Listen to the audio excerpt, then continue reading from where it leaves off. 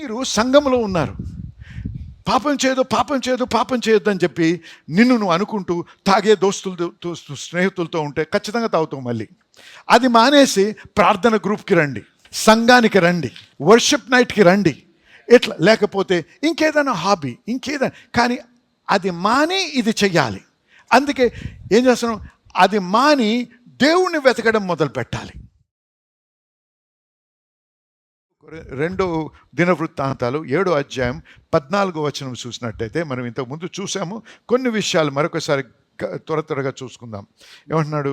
నా పేరు పెట్టబడిన నా జనులు తమ్ము తాము తగ్గించుకొని, నంబర్ 1 ఒకటి తమ్ము తాను తగ్గించుకోవాలి అన్నాడు. చెప్పండి, తగ్గించుకోవాలి. చెప్పండి, నన్ను నేను తగ్గించుకోవాలి. పక్కవారికి చెప్పండి, నువ్వు తగ్గించుకోవాలి. హల్లెలూయా.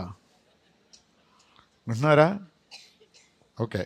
తగ్గించుకొని ప్రార్థన చేసి, తగ్గించుకోవడమే కాదు, హల్లెలూయా, ప్రార్థన అవసరం. రెండోది, అందరు చెప్పండి, ప్రార్థన. మూడో అంశం, నన్ను వెతకి. మూడో వచనం, దేవుణ్ణి వెతకాలి. అంటే దేవుడు తప్పిపోయాడా? దేవుడు దాక్కున్నాడా? హైడ్ అండ్ సీక్ అని ఆడుతుంటారు చిన్నపిల్లలు. దేవుడు దాక్కున్నాడా? దాగుడు మూతలు అంట. కానీ దేవుడు సీక్ అన్నాడు. ఏమన్నాడు తెలుగులో? వెతకండి. 3. 4వ విషయం, వెతకి తమ చెడు మార్గములను విడిచి ఆకాశము నుండి విడిచిన ఎడల ఆగండి. 4 అంశాలు చెప్తున్నాడు ఇక్కడ దేవుడు. ఈ 4 చేసినట్టయితే చదువు. ఆకాశము నుండి నేను వారి ప్రార్థనను విని. ఆగండి. నువ్వు ప్రార్థన చేసినంత మాత్రాన దేవుడు వింటానని వాగ్దానం ఇవ్వటం లేదు. హలో, వింటున్నారా? నా ప్రార్థన దేవుడు ఆలకించి నాకు జవాబు ఇవ్వాలంటే ఈ 4 అంశాలు ఒకసారి నన్ను నేను పరిశీలించుకోవాలి. నా జీవితంలో నేను ఇవి చేస్తున్నానా లేదా? మతపరముగా మత పిచ్చిగా వచ్చి నువ్వు ప్రార్థన చేసి పాటలు పాడి గంతులేసి చప్పట్లు కొట్టినంత మాత్రాన దేవుడు నీ ప్రార్థన ఆలకిస్తాడని కానీ నీకు జవాబు ఇస్తాడని కానీ ఆ వాగ్దానము నెరవేర్చబడదు. ఎక్కడ కూడా అటువంటి వాగ్దానం లేదు. కానీ దేవుడు ఏమన్నాడు? నిజమే, ఆ వాగ్దానము నీ జీవితంలో నువ్వు అనుభవించాలంటే ఈ క్రియలు జరిగించాలి. హల్లెలూయా. అప్పుడు నేను నీ ప్రార్థన ఆలకించి వారి పాపములను క్షమించి వారి దేశమును స్వస్థపరుస్తాడంట దేవుడు. సమృద్ధిని అనుగ్రహిస్తాడు దేవుడు. మళ్ళీ హల్లెలూయా. వినండి, మొట్టమొదటి ఏమన్నాడండి? మొట్టమొదటి ఏంటండి? తాము తగ్గించుకోవడం అంటే ఏంటి? కీర్తనలు 35:13 ఒక్కసారి చూడండి. I humbled my self through fasting అని ఉంటుంది. ఉపవాసము చేత నన్ను నేను తగ్గించుకుంటుని. హల్లెలూయా. చెప్పండి, హల్లెలూయా. కాబట్టి ఉపవాసం ఎందుకుంటున్నాం? నన్ను నేను తగ్గించుకోవడానికి, నా యొక్క శరీర ఏచ్ఛలను అనగదొక్కడానికి. వినండి, వాక్యంలో ఏముంది? ఆత్మకి శరీరానికి ఎప్పుడు బద్ధ వైరం ఉందంట. ఎప్పుడు కూడా శరీరేచ్ఛలు మనల్ని దేవుడి నుంచి దూరపరచడానికే ప్రయత్నం చేస్తాయి. హృదయమేమో, ఆత్మేమో దేవుని దగ్గరికి రావాలని కోరుతూ ఉంటాడు. The spirit is willing but the flesh is weak. ఆత్మ సిద్ధమే కానీ శరీరము బలహీనము. శరీరం బలహీనం అంటే ఏంటి? దేవుని మాటకు లోబడ్డానికి బలహీనం. కానీ కొవ్వింది కాబట్టే దేవునికి వ్యతిరేకంగా నడిపించడానికి ప్రయత్నం చేయాలి. వాక్యానుసారంగా జీవించడానికి బలహీనత ఉంది. ఎందుకంటే కొవ్విపోయాడు.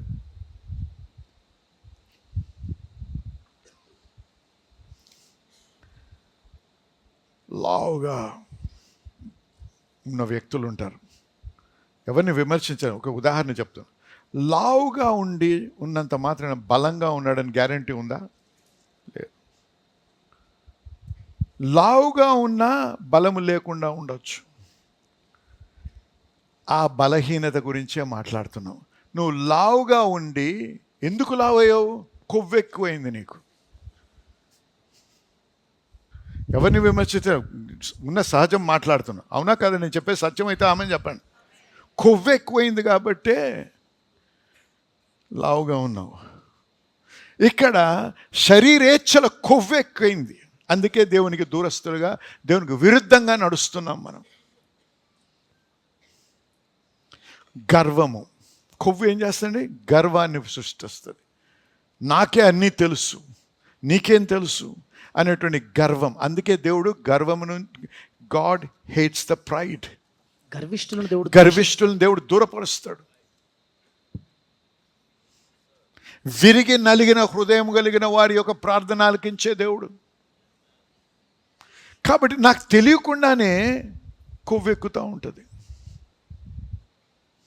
మనం సాధారణంగా ఏమనుకుంటామంటే, అబ్బా చాలా లావు ఉన్నాడు ఈ వ్యక్తి, కాబట్టి ఏమైనా హెల్త్ ప్రాబ్లమ్స్ వస్తాయి.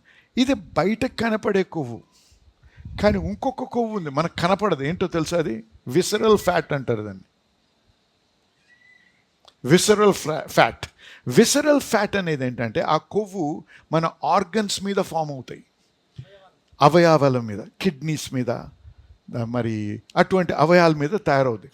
అది మామూలు కొవ్వు కంటే భయంకరమైన కొవ్వు. కనపడని కొవ్వే భయంకరమైన కొవ్వు. హల్లెలూయా. వింటున్నారు కదా నేను చెప్పేది? మనకు కనపడదు మనం కొవ్విపోయామని. ఏది? శరీరేచ్ఛల ద్వారా. కానీ పరిశుద్ధాత్ముడు కనపడుతుంది. అందుకే నీకు విసరల్ ఫ్యాట్ ఉందా లేదంటే డాక్టర్లు చూసి చెప్పలేరు. ఒక మెషిన్ మీద ఎక్కమంటారు, ఆ మెషిన్ కనుక్కోగలదు. అలాగే పరిశుద్ధాత్ముడు కనుక్కోగలడు. అందుకే ఉపవాసం అవసరం. ఆ ఉపవాసం చేస్తున్నప్పుడు దేవుడు కొన్ని విషయాలు మనకి బయలుపరుస్తాడు. నీవు ఆ విధంగా చేశావు, ఈ విధంగా నా వాక్యానికి విరుద్ధంగా నడిచావు, ఆ సమయంలో నువ్వు ఇది చేసావు అని ఎప్పుడైతే దేవుడు బయలుపరుస్తావు, దాని ఏంటంటే దాని అర్థము దేవుడు నిన్ను ప్రేమిస్తున్నాడు కాబట్టి బయలుపరుస్తావు. ఎందుకు? నువ్వు పశ్చాత్తాపడతావని. నేను పశ్చాత్తాపడతాను. పడినప్పుడు దేవుని క్షమాపణ కోరి ఆ క్షమాపణ నేను పొందగలను. హల్లెలూయా. చూసారా, ఉపవాసం చాలా ప్రాముఖ్యమైన అంశం క్రైస్తవుని జీవితంలో. ఏ వ్యక్తి అయినా సరే దేవుని కొరకు ఏదైనా మహత్కార్యం చేసిన వ్యక్తిని చూడండి. గొప్ప గొప్ప వ్యక్తులు ఉన్నారు. ప్రతి ఒక్కరూ కూడా, స్త్రీలైనా పురుషులైనా, దేవుని నామం కొరకు జీవించిన వారు, సంఘాలని కట్టినవారు, దేవుని రాజ్యాన్ని కట్టినవారు, ఎవరి జీవితాన్ని చూసినా మీరు ఎవరినైనా గమనించండి, ఉపవాసము లేకుండా లేనటువంటి వారు లేరు. ఉపవాస ప్రార్థనకి చాలా ప్రాముఖ్యత ఇచ్చారు వారు. వారి జీవితాలని బట్టి, వాక్యమును చూసి మనము మన జీవితాన్ని సరిదిద్దుకోవాలి. నమ్మిన వారు ఆమెను చెప్పండి. మొదట మనల్ని మనం తగ్గించుకోవాలి. రెండోది ఏంటండి? ప్రార్థన చేయాలి. మీ ప్రార్థన జీవితం కూడా చాలా ప్రాముఖ్యం. ఎంత ప్రార్థన చేస్తున్నారు?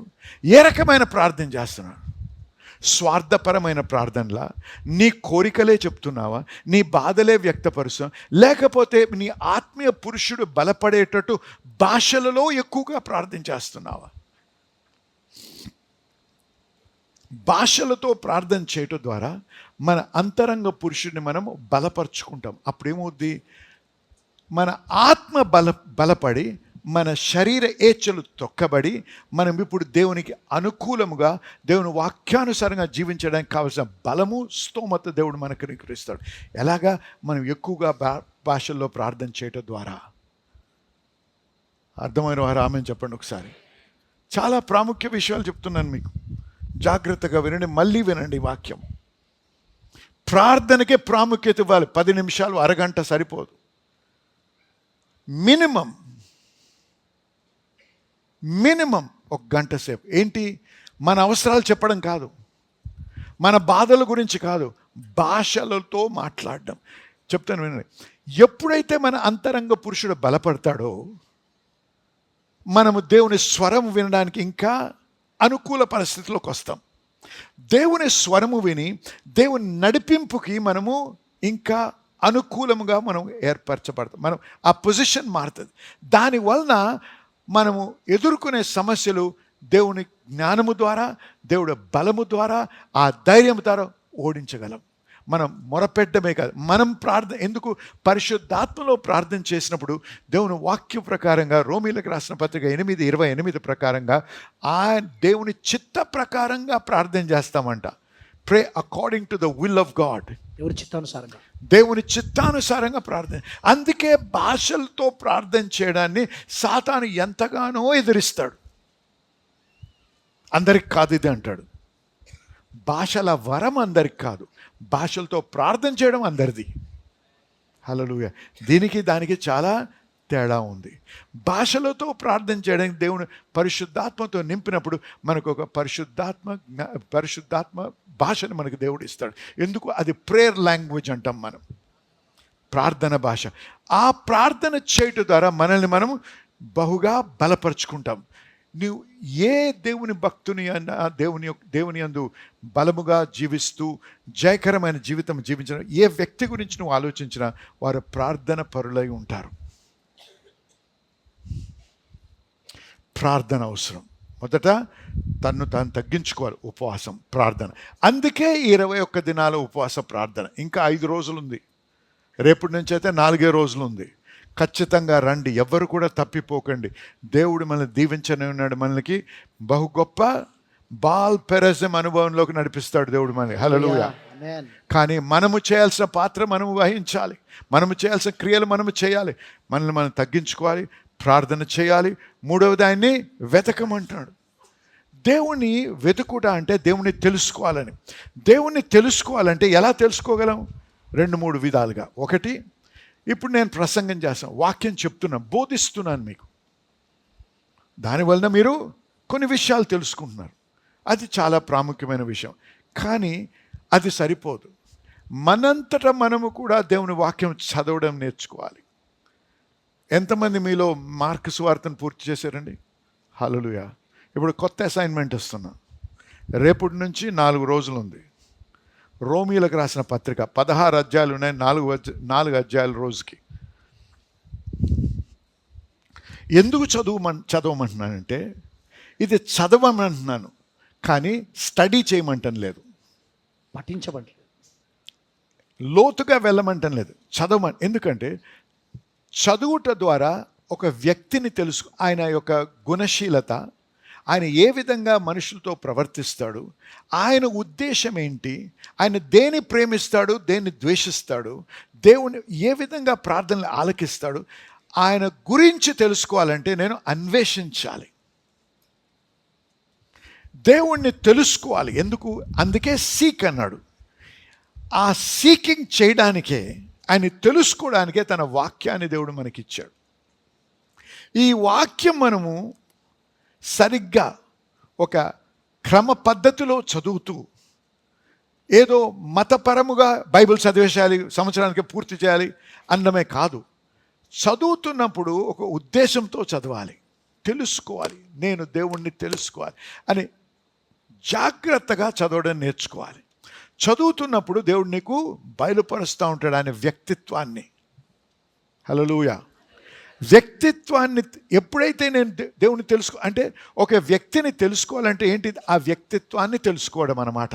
ఆయన ఎటువంటి వాడు, ఆయన మాటిచ్చి తప్పేవాడా, మాటిస్తే నిలబడతాడా, ఆయన ప్రేమ కలిగిన వాడా, కోపిష్ట, లేకపోతే ధారాళ మనసు కలవాడా, ఇవన్నీ నేను తెలుసుకోవాలంటే ఎవరో నువ్వు వచ్చి చెప్పుకుంటే కాదు.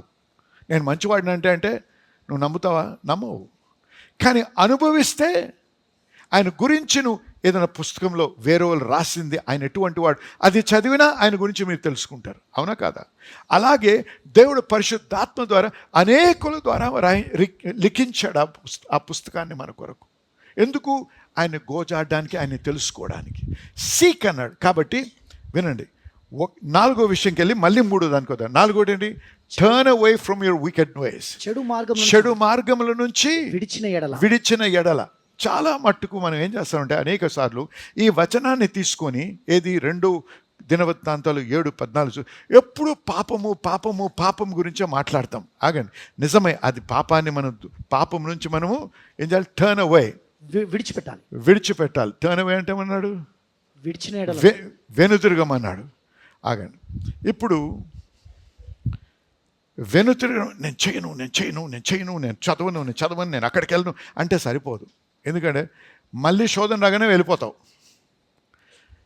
ఒక ఉదాహరణ చెప్తాను. చిన్నపిల్లలు ఉన్నారనుకోండి ఇంట్లో, ఎవరో మనల్ని కలవడానికి వచ్చినప్పుడు వాడికి సరైన డిసిప్లిన్ లేదనుకుందాం మీ పిల్లల గురించి నేను మాట్లాడేది, ఇతరుల గురించి.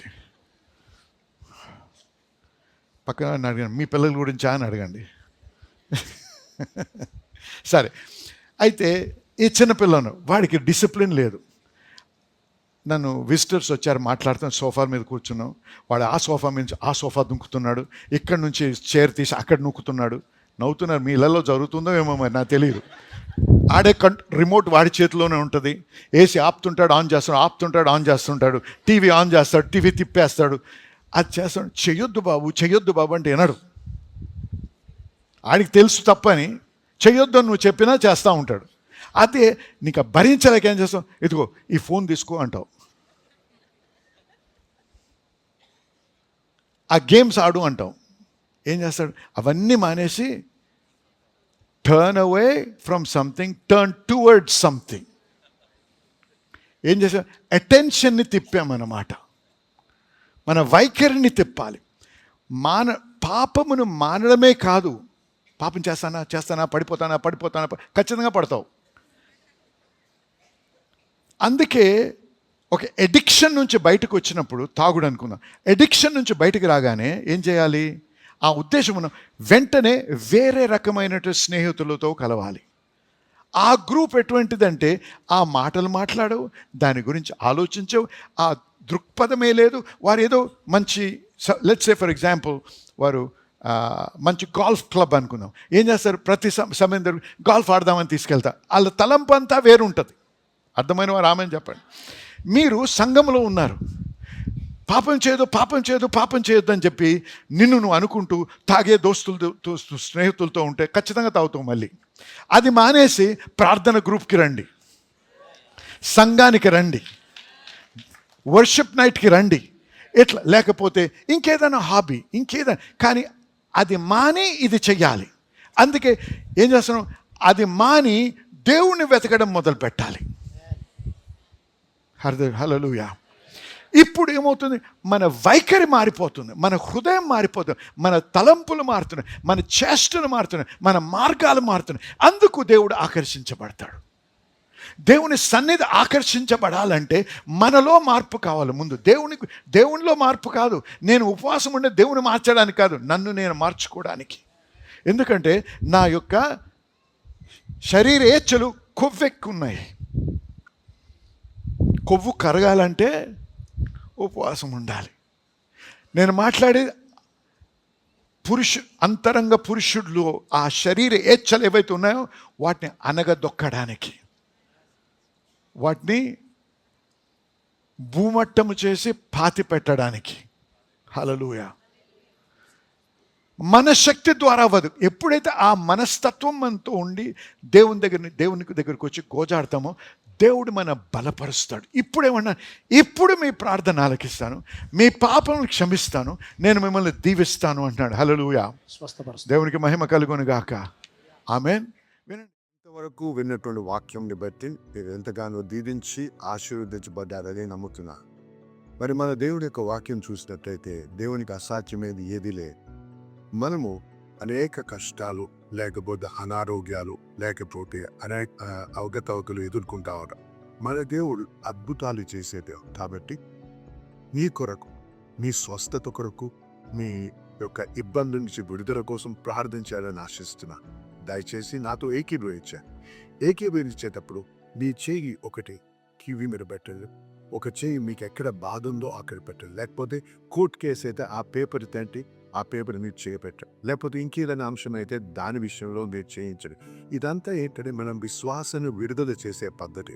అంతేగాని టీవీలో శక్తి ఉందని కానీ, టీవీలో బలం ఉందని కానీ చెప్పడం కాదు. కానీ మన విశ్వాసాన్ని విడుదల చేసి విశ్వాసం ముందుకెళ్ళడానికి మార్గం. కాబట్టి దయచేసి నాతో ఏకీభవించండి, ప్రార్థించాలి. ఎందుకంటే అనేకమైన సాక్ష్యాలు వింటున్నాం. ఈ విధంగా ప్రార్థించినప్పుడు మరి దేవుని యొక్క కృపను బట్టి వంకరగా ఉన్న కాళ్ళు సరిగ్గా అదైతే కాకుండా ఎంతో కాలం నుంచి మరి బ్లాడర్లో ఉన్నటువంటి ప్రాబ్లం నుంచి ఒక వ్యక్తి సంపూర్ణంగా స్వస్థపరచబడ్డాడు.